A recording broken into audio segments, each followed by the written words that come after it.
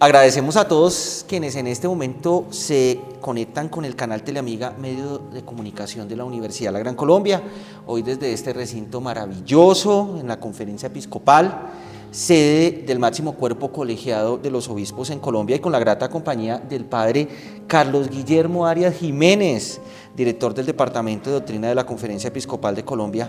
Padre, la Universidad de la Gran Colombia le da las gracias por recibir al canal Teleamiga.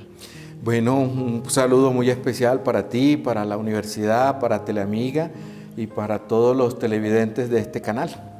Muchas gracias, padre. Bueno, pues entrando en contexto, el 21 de abril de 2025 nos despertamos con una dolorosa noticia, padre. Un mensaje que el camarlengo de la Iglesia Católica, su eminencia, el señor cardenal Kevin Joseph Farrell, enviaba al mundo entero informando el fallecimiento del Papa Francisco a la edad de 88 años. Un anuncio que llegó un día después de un conmovedor saludo y de la bendición Urbit et Orbi que el Santo Padre ha ofrecido con motivo de la Pascua de Resurrección, allí desde la logia central, el balcón central de la Basílica de San Pedro. De inmediato se activaron todos los protocolos y disposiciones para despedir hacia la vida eterna al Papa Francisco. Se produjo el rito de constatación del fallecimiento en la capilla de la Casa Santa Marta. Posteriormente, el cuerpo del Santo Padre fue visitado por muchos fieles y amigos provenientes de todos los lugares del mundo, de todos los continentes, que querían darle el último adiós en la Basílica de San Pedro. Y el día 26 de abril fue el funeral del Santo Padre, aunque una ceremonia austera y sencilla por voluntad del Papa Francisco. También fue una ceremonia con una asistencia masiva, una asistencia que excedió, padre, todos los pronósticos.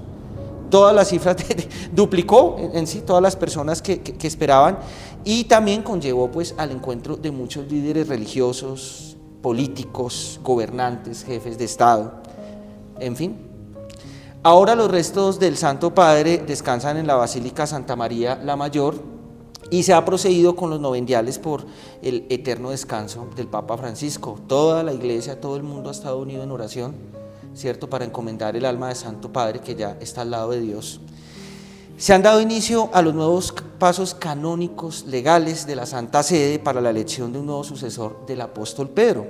Y precisamente el programa de hoy, Padre Carlos, y queridos teleamigos y teleamigas, pretende explicar de manera sencilla este proceso que atrae la atención de todo el mundo.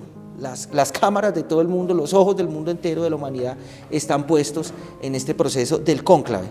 Pero es un tema que merece ser tratado con sencillez, en un lenguaje sencillo para la feligresía, pero también a la vez, padre, con acierto canónico, con acierto histórico, y por eso su presencia nos honra hoy, el padre Carlos Guillermo Arias Jiménez, director del Departamento de Doctrina de la Conferencia Episcopal de Colombia.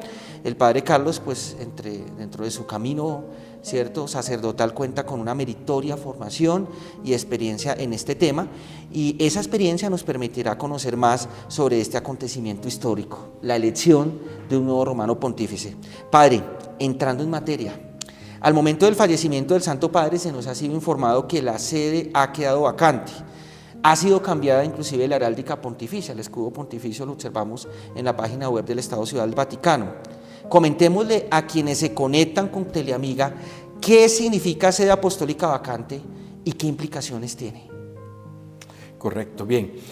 Etimológicamente sede vacante significa silla vacía, ¿no? Por eso en algunos medios inclusive han puesto esa imagen un poco, a veces hasta melancólica y triste, de una silla vacía. Con el solideo encima, solo una foto. Correcto, sí, porque etimológicamente significa eso, ¿verdad? Pero canónicamente significa muchísimo más y tiene algunas implicaciones canónicas mucho más grandes. En el derecho canónico se habla de la sede vacante en dos ocasiones. Una es la sede vacante apostólica, que es la que tenemos en este momento, cuando el Papa fallece.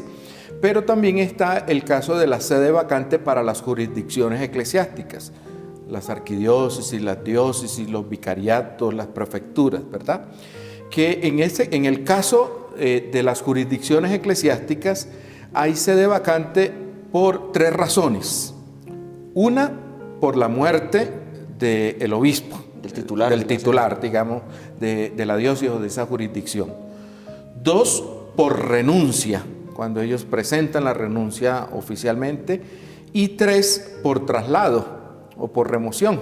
Cuando un obispo pasa de una diócesis para otra, es nombrado para otra, entonces son los 3 casos en los que se aplica la sede vacante.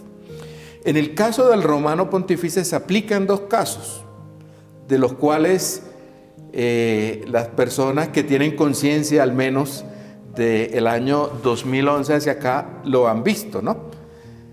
Por renuncia del Santo Padre. Que es la menos frecuente. Que es la menos frecuente, exactamente, pero que los que tenemos conciencia, como te decía, del 2012, 13 para hacia acá, pues lo vimos en el pontificado del Papa Benedicto. Y el segundo caso, el que estamos viviendo en este momento, por muerte del romano pontífice. Son los 2 casos por los cuales se produce sede vacante apostólica, ¿no? O sede vacante en la iglesia. Perfecto, padre, sí, así es. Recordamos que en el año 2013 se produjo la renuncia de Benedicto XVI, ¿cierto? Y fue elegido el Papa Francisco. Y bueno, pues ahora se ha producido el fallecimiento, el lamentable fallecimiento del Santo Padre, y ha quedado la sede vacante, padre. Muchas gracias por explicarnos digamos, la denominación e implicación de este término, de este momento.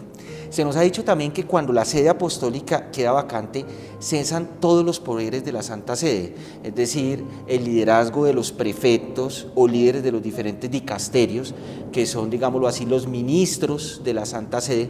También, por ejemplo, cesa la Secretaría de Estado, el liderazgo del Secretario de Estado, pero hay unas figuras del gobierno eclesial que se mantienen, entre ellas el Colegio Cardenalicio, del cual hablaremos más adelante, y también el Camarlengo. Hoy quien ocupa este cargo de Camarlengo es el cardenal Kevin Joseph Farrell.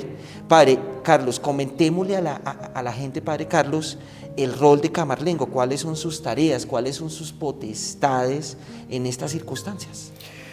Bien, tú lo acabas de decir, en sede vacante cesa todo, ¿no? Y cuando explicaba ahorita la diferencia entre sede vacante apostólica y las jurisdicciones, se aplica un principio para todo, y es que nada se cambia, ¿no? Nada se cambia, ¿no? Todo queda tal cual como está, tanto en la sede apostólica como en una sede de cualquier jurisdicción eclesiástica. En sede vacante nada se cambia, nada se puede innovar, todo queda igual. Pero todos los cargos cesan, automáticamente todos los cargos cesan.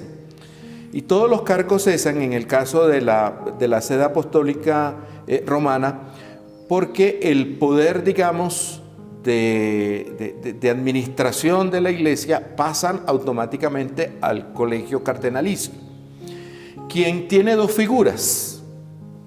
La figura del camarlengo, que es de la que estamos hablando, que asume, digámoslo así, lo que son los poderes, digamos, del Papa en cuanto jefe de Estado, pero en cuanto también como todos los poderes, digamos, políticos de la Santa Sede, ¿ya?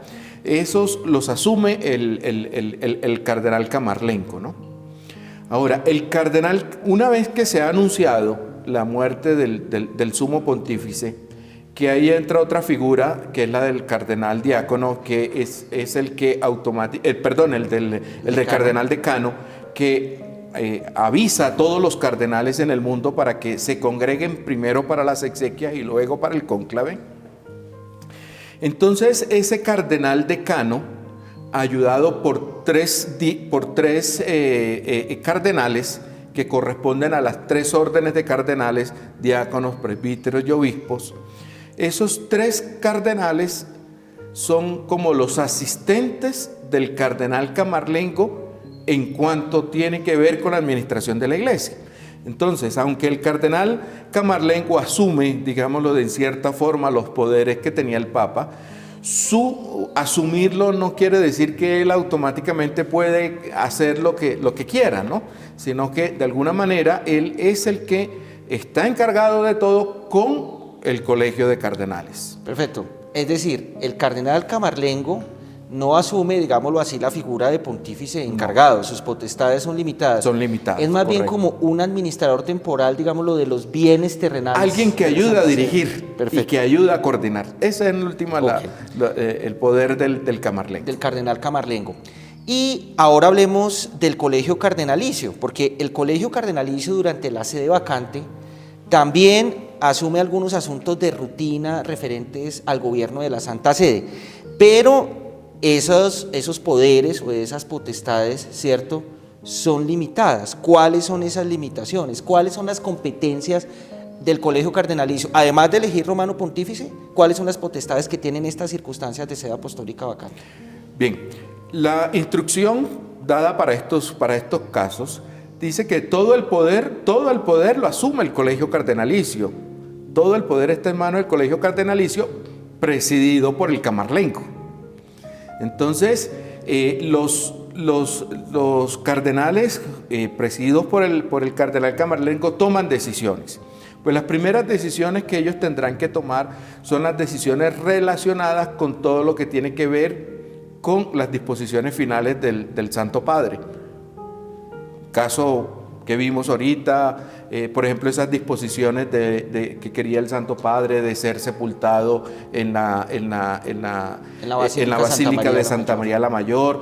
Todas esas disposiciones son las primeras disposiciones que tienen que ver el colegio cardenalicio. Ejecutar la voluntad final. Ejecutar la voluntad final del Santo Padre, determinar la fecha de las exequias, determinar los días, los 9 días, los novendiales, determinar cuándo va a iniciar el cónclave. Todas esas disposiciones son las que tienen que ver con el colegio cardenalicio. Y otras disposiciones de suma urgencia, podamos decirlo así, cualquier decisión de suma urgencia que deban tomar. Mientras tanto, pues como todo está quieto, nada se va a cambiar, nada se va a innovar, pues no hay ninguna dificultad, no hay ningún problema, ¿verdad? Porque todo está quieto. De hecho, no van a haber actos que son propios del Santo Padre, como por ejemplo el nombramiento de nuevos obispos, o por decir algo, imposición de alguna pena por alguna situación, a no ser que sea un caso excepcional.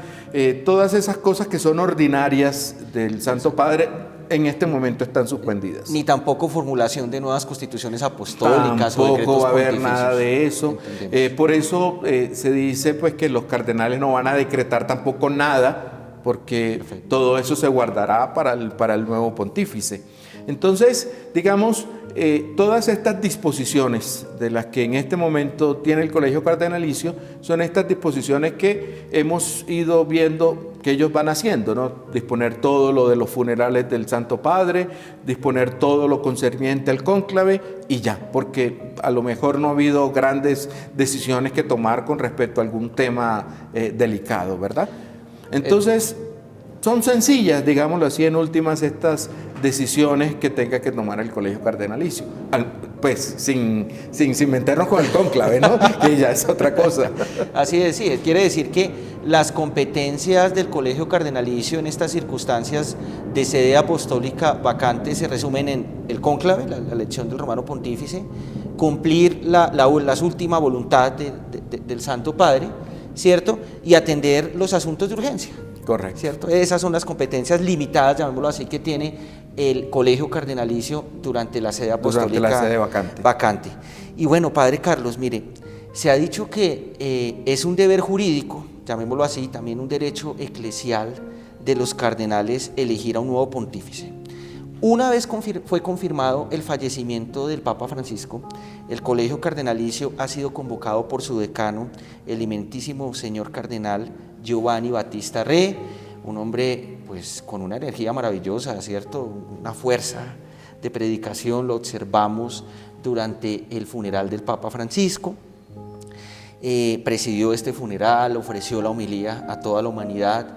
Creo que sus palabras sirvieron de bálsamo espiritual para el duelo que todos sentíamos ante la partida del Santo Padre. Y dentro de las primeras actividades de esta convocatoria que ha realizado el cardenal Battista Re, se encuentran esas congregaciones previas, esas reuniones anteriores al cónclave, a las que asisten todos los cardenales que acuden. Padre Carlos, ¿sobre qué se debate en estas reuniones? ¿En qué consisten estas congregaciones? Bueno, ya tú lo has dicho, el cardenal decano cita a todos los cardenales del mundo. Los cita primero que todo para las las honras del Santo Padre, para las exequias del Santo Padre. Y en el citarlo a las exequias del Santo Padre, citarlo para estas congregaciones y luego para el cónclave. En las congregaciones hay dos clases de congregaciones, que son las congregaciones generales, que son las congregaciones donde vienen todos los cardenales, todos, absolutamente todos, los 250 y algo de cardenales, todos tienen derecho a asistir a las congregaciones. Y hay otra congregación que digamos sería como más particular, que es la que hace un momento hacía mención, la que acompaña al cardenal Camarlenco.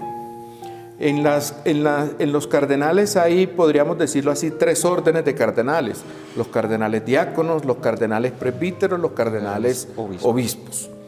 Entonces, está previsto en las normas que rigen la sede vacante y el cónclave que se escoge un cardenal por cada una de las órdenes. Es decir, se escoge un cardenal de la orden de los diáconos, un cardenal de la orden de los presbíteros y otro cardenal de la orden de los obispos.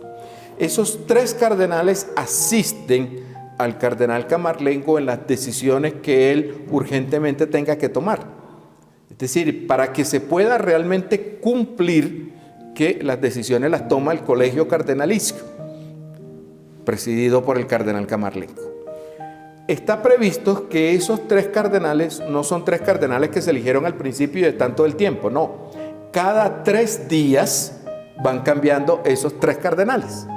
Es decir, cada 3 días los cardenales diáconos escogen uno, cada 3 días los cardenales presbíteros escogen uno, cada 3 días los cardenales obispos escogen uno. Es decir, cada 3 días se va cambiando esos tres cardenales que asisten al cardenal Camarlengo, ¿no? Como una manera de que realmente se vea representado el colegio cardenalicio en las decisiones que se tome el cardenal Camarlengo junto con estos tres cardenales.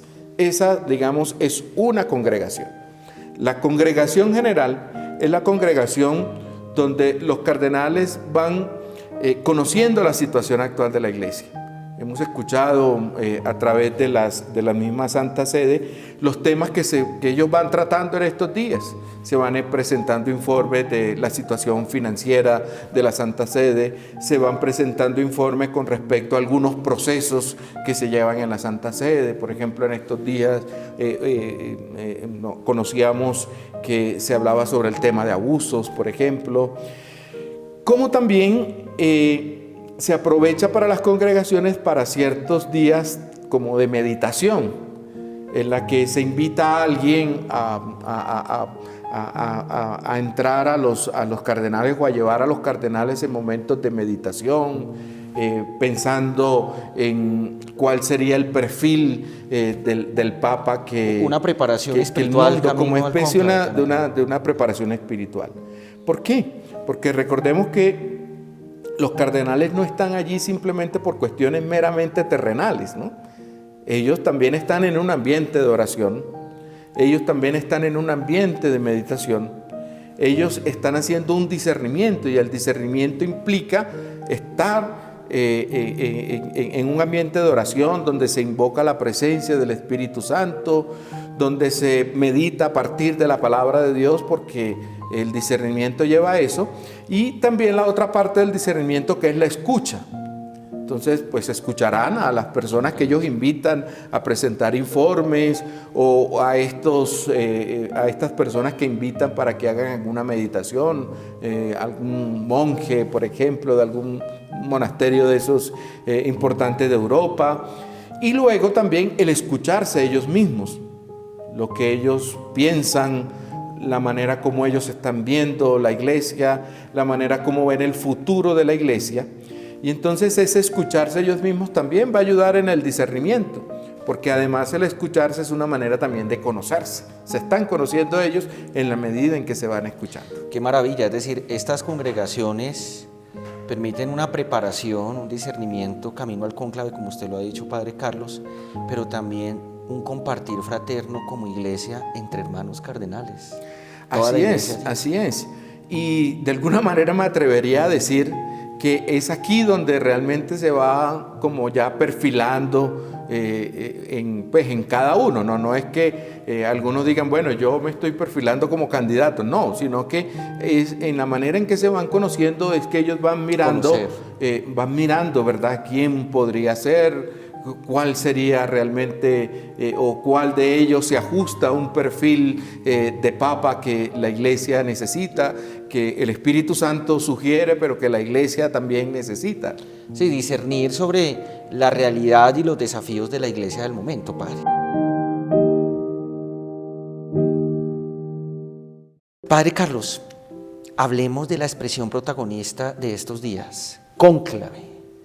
Históricamente, ¿de dónde viene esta tradición? ¿Qué significa esta expresión y cuál es la norma canónica que reglamenta al cónclave?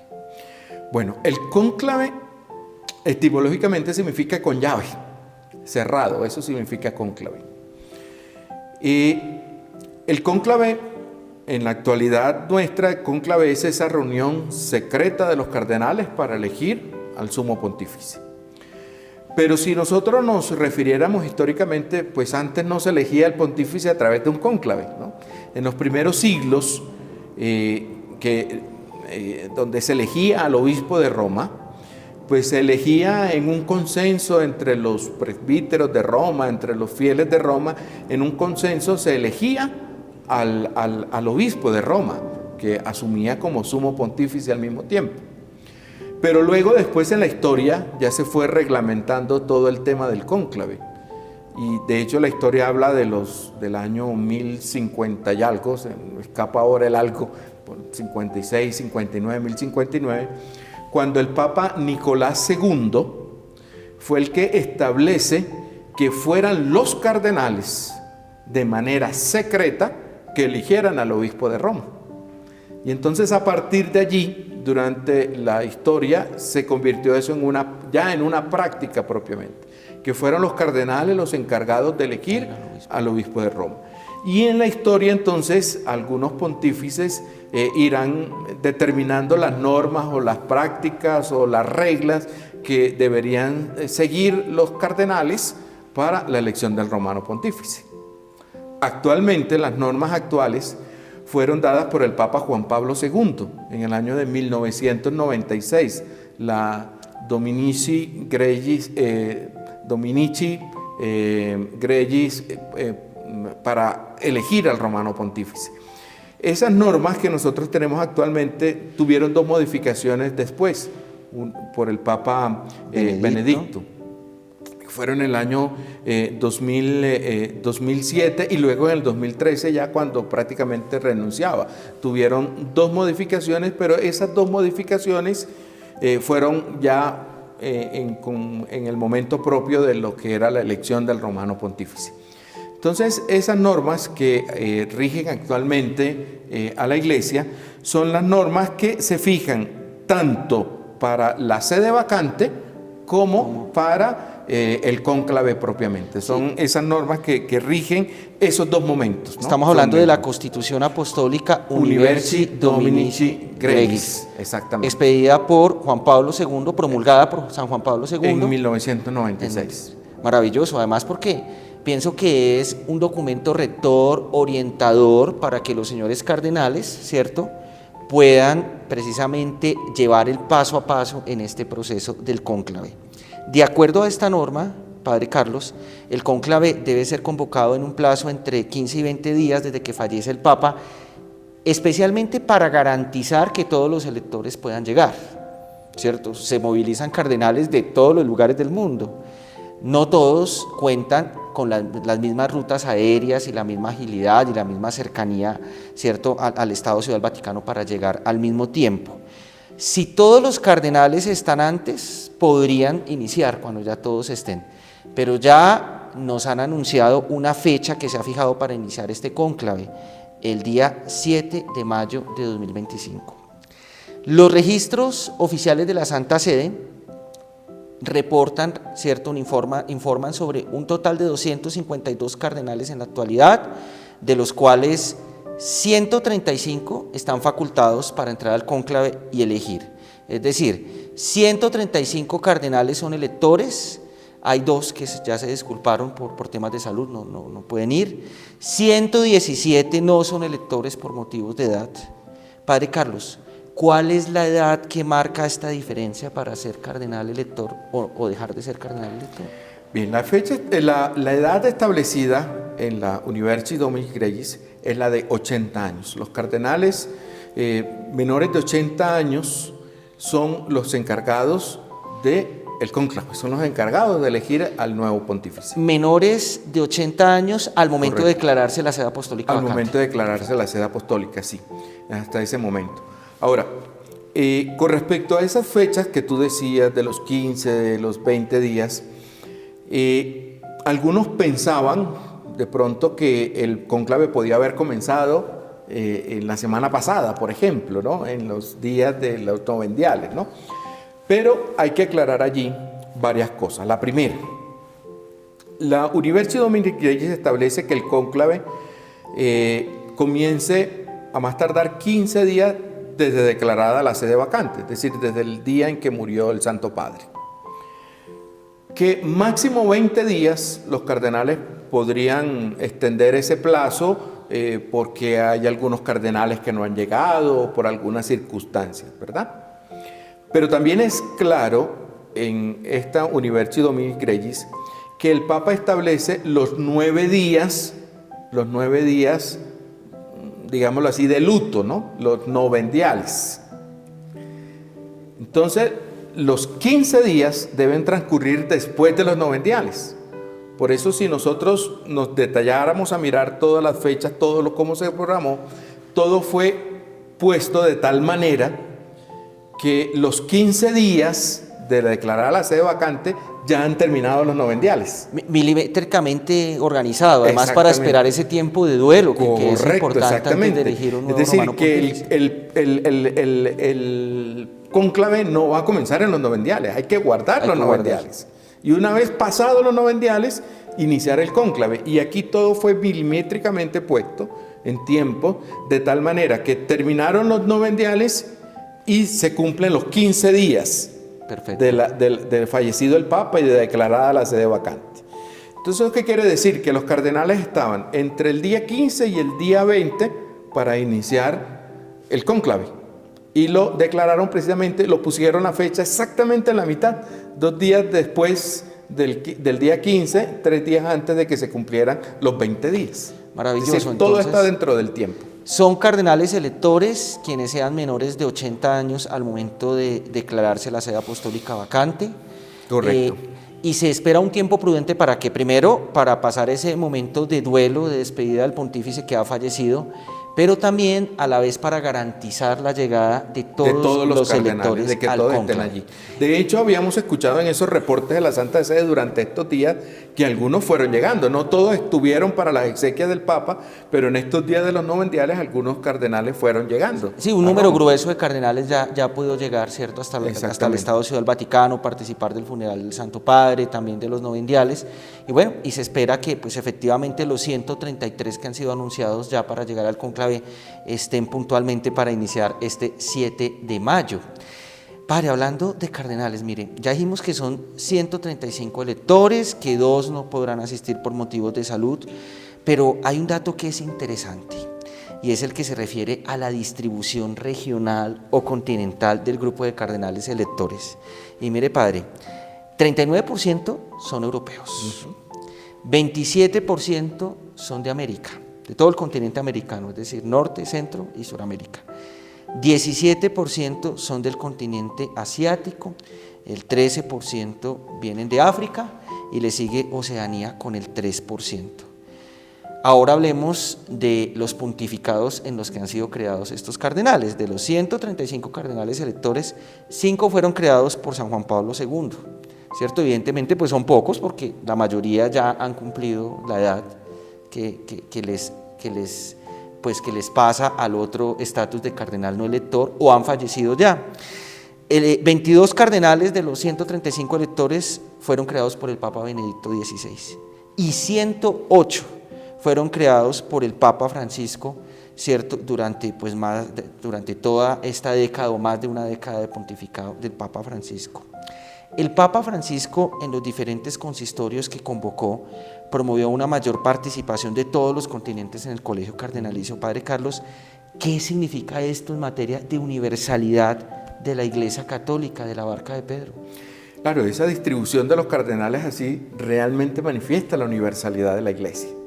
Es decir, la Iglesia en su contexto universal de los continentes está realmente representada en el Colegio Cardenalicio. Antiguamente existía una preeminencia, digámoslo, exagerada de Europa, ¿no? En su mayoría los cardenales eran europeos, la representación de otros continentes era muy escasa. De hecho, habían continentes que ni siquiera aparecían representados en el Colegio Cardenalicio. El Papa Francisco, pensando en esa universalidad de la Iglesia, pero en todas aquellas expresiones de él, de la Iglesia en salida, de la Iglesia sinodalidad o de la sinodalidad de la Iglesia, dio esa representación a toda la Iglesia. Y no solamente en el hecho de esa distribución de los cardenales, sino inclusive en todos esos nombramientos que hizo en los distintos dicasterios. Estaba representada toda la Iglesia, estaba representada la Iglesia Universal.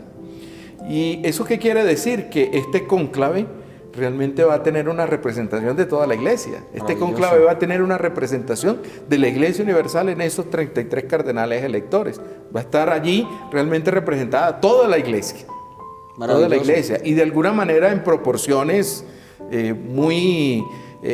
digamos, muy significativas. Porque aunque sigue la preeminencia del continente europeo, sin embargo las otras regiones o los otros continentes también tienen un porcentaje representativo. Maravilloso, sí, el Colegio Cardenalicio entonces representa la universalidad de la Iglesia, diversos carismas, nacionalidades, inclusive también culturas. Nos hemos conmovido al observar a los patriarcas, ¿cierto?, sí, de iglesias, digamos, del hemisferio oriental sí, que estuvieron presentes en el funeral del Santo Padre, que rindieron honores, ¿cierto?, que se acercaron a encomendar su alma. Exacto, y de hecho hay un detalle muy bonito allí.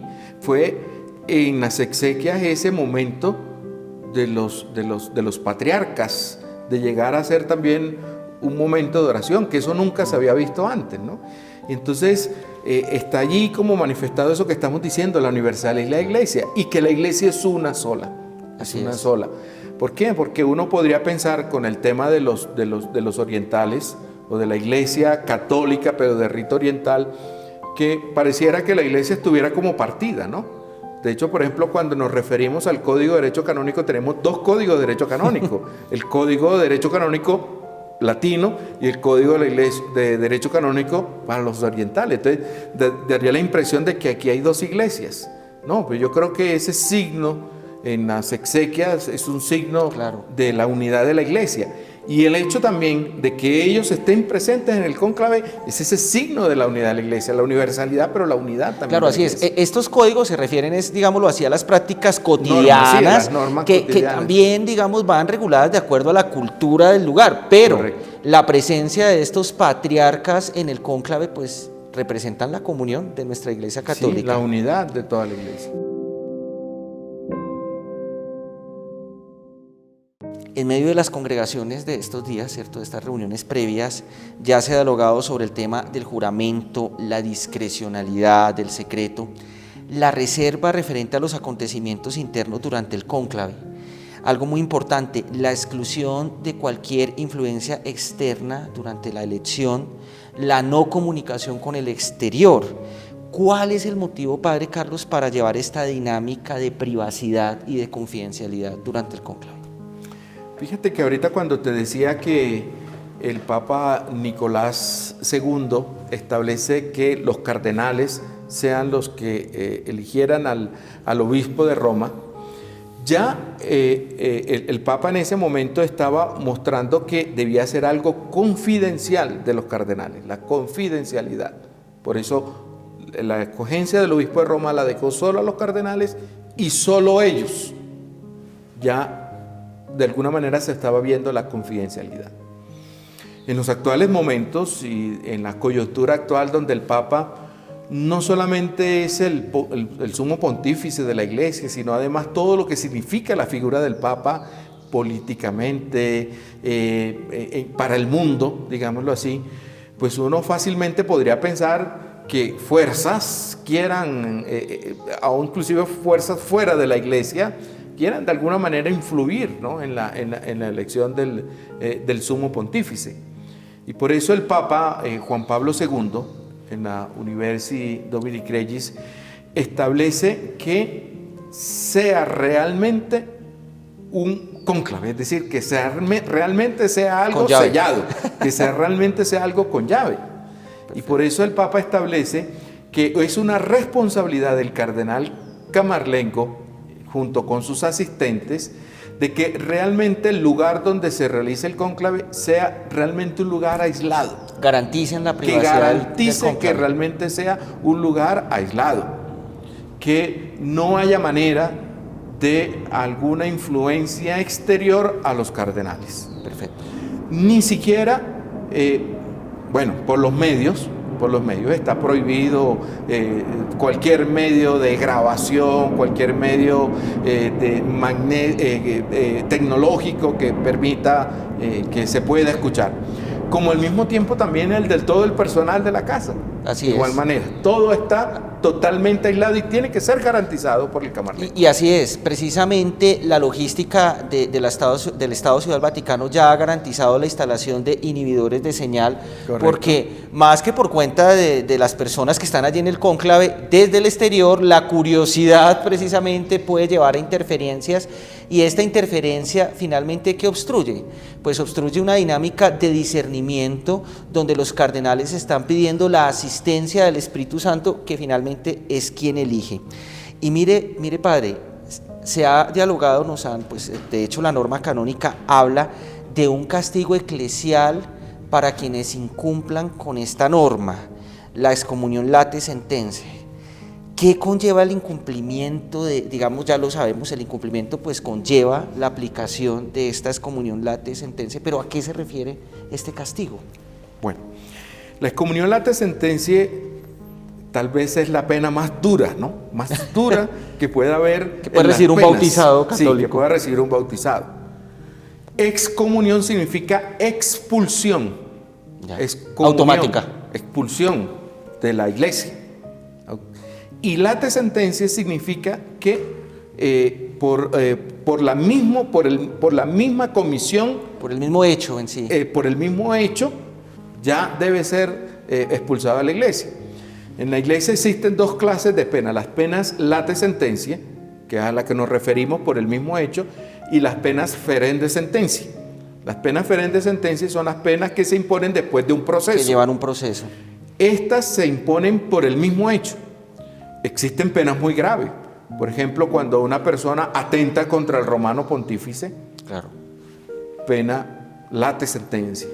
Cuando una persona atenta, por ejemplo, con la Sagrada Eucaristía, el sacramento mayor, claro, late sentencia, ¿verdad? Son penas por el mismo acto, por el mismo hecho. Y descomunión significa expulsión de la iglesia. Es decir, de conformidad con la norma canónica actual, las personas que incumplan, que infringen o que atenten contra esta reglamentación de privacidad y confidencialidad para el desarrollo del cónclave son excomulgados. Son excomulgados automáticamente de la iglesia. Bueno, Padre Carlos, vamos a hablar de un tema que usted conoce mucho. Usted conoce ese lugar y nos vamos a referir a la Casa Santa Marta. San Juan Pablo II definió precisamente en esta Constitución Apostólica Universi Dominici Regis que la Casa Santa Marta es el recinto de hospedaje y de alimentación, ¿cierto?, durante el cónclave. Además, esta casa fue la residencia del Papa Francisco en su pontificado. Es una casa que cuenta con más de 120 habitaciones, cuenta con capilla, también con su respectivo comedor. Padre, ¿quién atiende a los cardenales mientras están en dicha casa en tiempos de cónclave? Estos servidores están sujetos también al secreto, al juramento, ¿cierto?, de confidencialidad mencionado antes. Bueno, hay una congregación religiosa que atiende la casa, que son las Hermanas Hijas de la Caridad, o las Hermanas Vicentinas. Las Hermanas de San Vicente de Paúl, ¿cierto? Sí, fundadas por San Vicente de Paúl. Las Hermanas Vicentinas son las que digamos, las responsables de la Casa Santa Marta, de todo el servicio que se presta en la casa. Por supuesto, ellas dirigen la casa, pero tienen un personal para trabajar en la casa. Todo el personal de labores domésticas, digámoslo así, que se encargan de la cocina, que se encargan del aseo, de todo lo que tiene que ver con el servicio de la casa. Para el cónclave, la casa queda solo a disposición de los cardenales. Y el personal de la casa, que está para el servicio de la casa y de los cardenales en ese momento, también están sometidos a este, digamos, juramento de confidencialidad. Como para ellos también rige lo de la comunicación con el mundo externo. Tampoco ellos pueden tener celulares, tablets, ninguna de estas cosas puede. Se someten al mismo régimen de los cardenales. Lo único es que el personal no es elector, pero está ahí. Pero como están dentro del cónclave, ellos se rigen por las mismas normas del cónclave. Y por eso ellos también están aislados del mundo, tampoco pueden tener comunicación con el mundo exterior, ¿verdad? Y luego, además, aunque la Casa Santa Marta está dentro del mismo Estado Vaticano, la Casa Santa Marta no está al lado de la Capilla Sistina. Los cardenales tienen que trasladarse de la Casa Santa Marta a la Capilla Sistina, y en todo ese traslado, pues también está prohibido cualquier comunicación con el mundo externo. Es decir, los conductores del bus en el que se trasladan también están sometidos. Tienen que tomar transporte, todos ellos también están sometidos a lo mismo. Es decir, todos los servidores que apoyan el desarrollo del cónclave, tanto en Casa Santa Marta, ¿cierto?, como en la Capilla Sistina, como durante el trayecto de traslado entre Casa Santa Marta y Capilla Sistina, están sujetos al juramento de confidencialidad.